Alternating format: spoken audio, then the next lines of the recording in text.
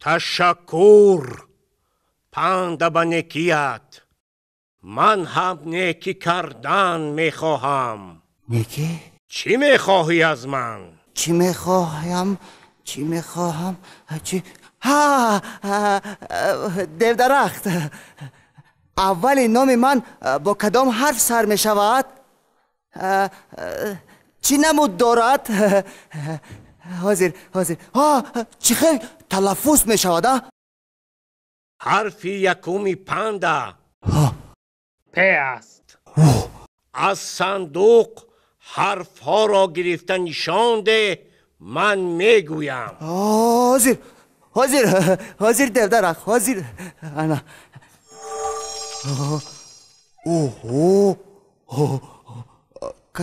کنی انا همین است.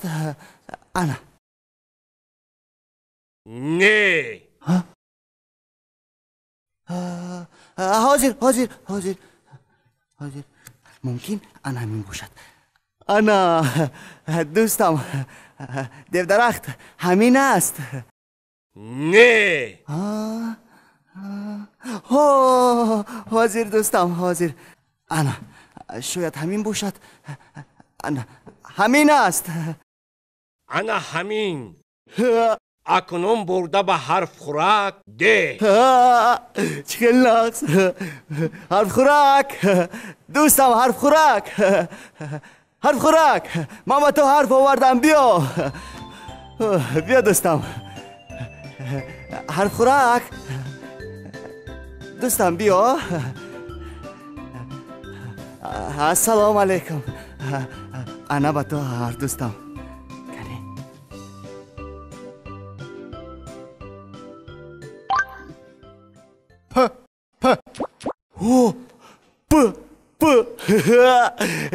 تشکر حرف خوراک، تشکر. دیودرخت با تو هم تشکر. دیودرخت، تو خواندن رو چه خیلی یاد گرفتی؟ چه خیلی یاد گرفتی؟ با ماه شنی ماه شوی، با دیگ شنی سیاه شوی. من آخر همسایه حرف خوراکم. از حرف خوراک یاد گرفتم. فهمو. پاندا! السلام علیکم. ایستو. السلام علیکم زرگوشک. و تو خودت میگویی که اول سلام دادن در کار، سلام دادن از روی آداب است. سلام حرف خوراک. پاندا لبای با من گوش ده. من یک کشفیات کردم. من حرفی اولی نامی تو را میدانم. حرفی پ. این رو من بر وقت میدونستم. چی؟ انا پ. انا پ. از کجا میدانی؟ از کجا؟ نیکی کردم یاد گرفتم. نیکی کردی؟ چی خیل نیکی؟ همین خیل نیکی کردم یاد گرفتم. همین خیل. سلام دوستان. سلام بومیدانا. سلام حرف خوراک. سلام زرگوشک. سلام پاندا. سلام بومیدانا. بوم. لبای پاندا علاقه اولی نامش را میداند و میشناسد. تلفظ هم کرده میتوانم. پ. آفرین خوش. این طور باشد پاندا امروز معلم میشود و با زرگوشک درس میدهد. چی؟ ما کم تر کار دارم.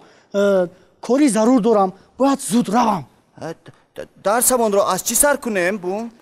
شما الکی حرفی پر رو میشناسید. اکنون خودتان هیجای کلمه ساختن گیرید. مایلش بوم. فهمیدید؟ فهمیدیم. خب خیر من زود میایم. خیر بوم. خیر. حاضر من 2 هیجا میسازم. کنی؟ حاضر. انا دوستم حرف خوراک. انا این را خورو با حرفی پ چی میشود؟ پ او پا حاضر نوبتی من. کنی دوستم کنی نه حرف خوراک. کنی زرگوشک باز یک حرفی دیگر ده. حاضر نه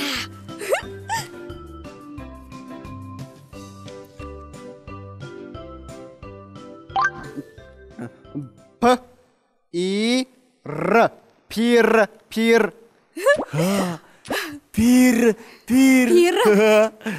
بچه های عزیز، من یک کلمه می سازم. شما این کلمه رو می دانید. حتی در خوابتان هم این کلمه رو می بینید.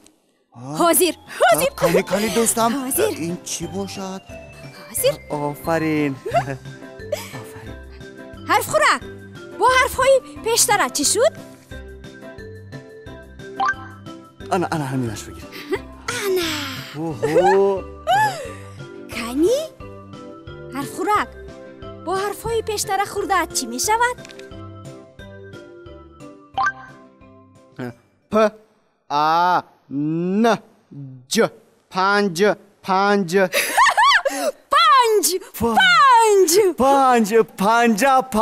پنجره پنجکن انا کلمه و مانا کلمه پنج پندهی پهلوان. اینقدر پس و پیش نرو. من هم یک کلمه عجایب میگویم.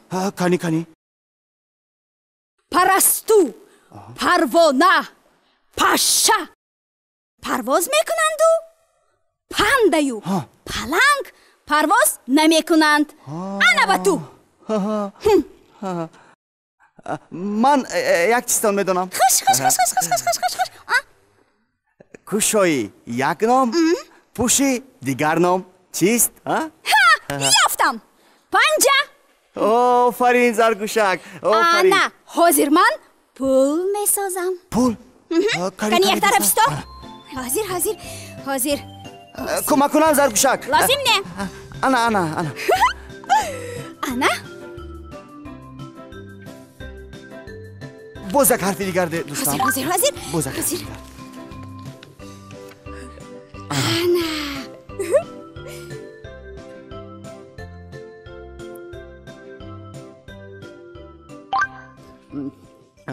پ او ل پول زرگوشک من هم پول میسازم. پول رو من ساختم کو؟ من پول دیگر خیلی میسازم. خیر مایلش. حاضر. انا هر خوراک انا گیر خور آش شود. با حرفهای پیشتر چی شد؟ پ او ل پول من یک چیز رو فهمیدم. پول دو معنا داشته است. پول کوپروک، پول سامانی. بله. انا من هم آمدم. سلام بومیدانا. خوش هیجای کلمه ساختید؟ بله. از عهده‌اش برآمدید؟ بله. بچه های عزیز، زرگوشک و پاندا از عهده‌اش برآمدن. آفرین.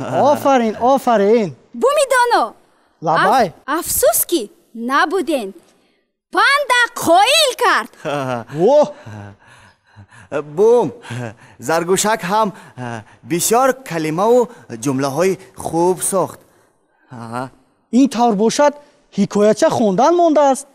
و حکایچه خوش گذشته شنید من با شما حکایچه میخونم حاضر باش انا حاضر بچه های عزیز شما هم آماده باشید حاضر با حرفی پ یک حکایچه میگویم پره روز ایدی پرچم بود پرویز و پدرش به دوشنبه آمدند کوچه ها پر آدم آدمان شاد و خرم پدرش برای پرویز چند تحفه خرید یکی پوفک بود پرویز پوفک را پوف کرد پوفک پری هوا شد پرویز پوفک را به فضا سر داد پوفک صورتی پرستو داشت یک پرستو پریده به پوفک نزدیک آمد وای صورتی پرستو را دیده نول زد پوفک کفید پرستو ترسید پرویز با ذوق خندید